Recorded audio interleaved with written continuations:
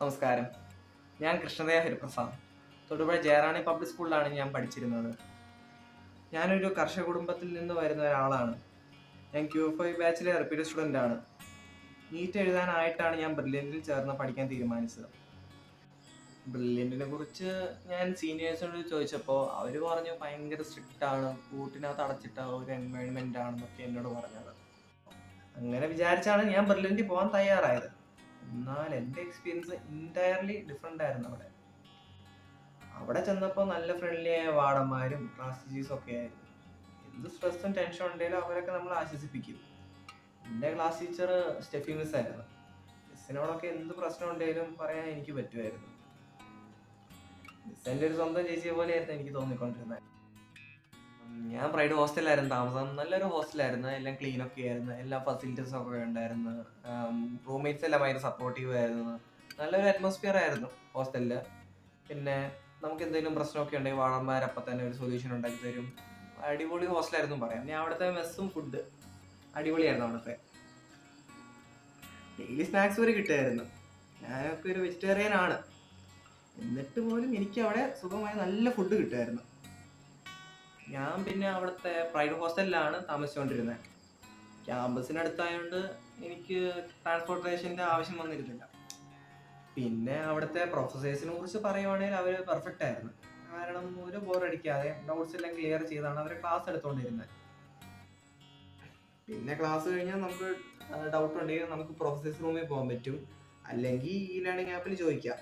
പിന്നെ പഠിക്കാൻ സഹായമായി അവിടെ ലൈബ്രറിയിൽ പുതിയ ബുക്സും സ്റ്റഡി ഹാളും ഉണ്ടായിരുന്നു. പിന്നെ പ്രാക്ടീസ് ചെയ്യാൻ ഈ ലേണിംഗ് ആപ്പിൽ എക്സാംസും ഉണ്ടായിരുന്നു.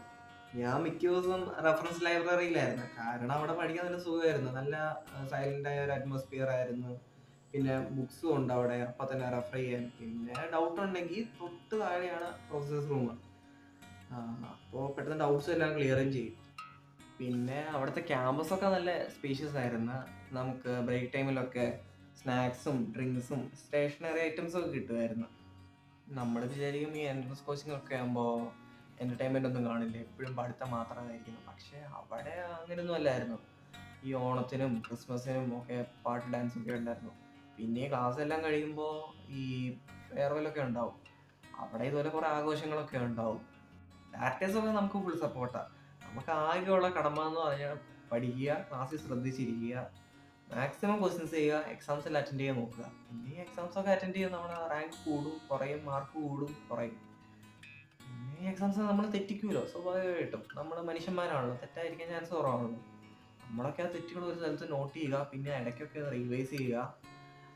അങ്ങനെ നമ്മൾ കൺസിസ്റ്റൻ്റ് ആയി പോവുകയാണെങ്കിൽ നമ്മൾ അതുപോലെ കഷ്ടപ്പെടുകയാണെങ്കിൽ നമുക്ക് ഉറപ്പായിരിക്കും നമുക്ക് എൻട്രൻസ് ക്രാക്ക് ചെയ്യാൻ പറ്റും. നമ്മൾ വിചാരിക്കും നീറ്റ് റിപ്പീറ്റ് ചെയ്യാൻ പോകുമ്പോൾ നമ്മുടെ ഒരു വർഷം പോകുമെന്നൊക്കെ. പക്ഷേ ആ ഒരു വർഷം കഴിയുമ്പോൾ നമുക്ക് ആ വെള്ളപ്പൊട്ടിടാൻ പറ്റുമ്പോഴാണ് നമുക്ക് മനസ്സിലാവുന്ന ഒരു നഷ്ടമല്ലായിരുന്നു എന്ന്. എൻട്രൻസ് ക്രാക്ക് ചെയ്യാൻ ബെസ്റ്റ് ഇൻസ്റ്റിറ്റ്യൂട്ട് എൻ്റെ അഭിപ്രായത്തിൽ ബ്രില്യൻ്റ് ആണ്. ചുരുക്കി പറഞ്ഞ് എൻട്രൻസ് ക്രാക്ക് ചെയ്യാനുള്ള ഫോർമുല എന്ന് പറഞ്ഞാൽ നമ്മുടെ hard work plus brilliant study centre. കാരണം ഈ പേര് പോലെ തന്നെ ബ്രില്യൻറ്റ് സ്റ്റഡി സെൻറ്റർ ബ്രില്യൻ്റ് ആണ്. എൻട്രൻസ് സംബന്ധമായ വാർത്തകളും അപ്ഡേഷനുകളും ഏറ്റവും വേഗം ആധികാരികമായി അറിയാൻ ബ്രില്യൻറ്റ് സ്റ്റഡി സെന്റർ പാല യൂട്യൂബ് ചാനൽ സബ്സ്ക്രൈബ് ചെയ്യുക, ബെൽ ഐക്കൺ അമർത്തുക. ഈ വീഡിയോ മറ്റ് സുഹൃത്തുക്കളിലേക്കും ഷെയർ ചെയ്ത് നൽകുക.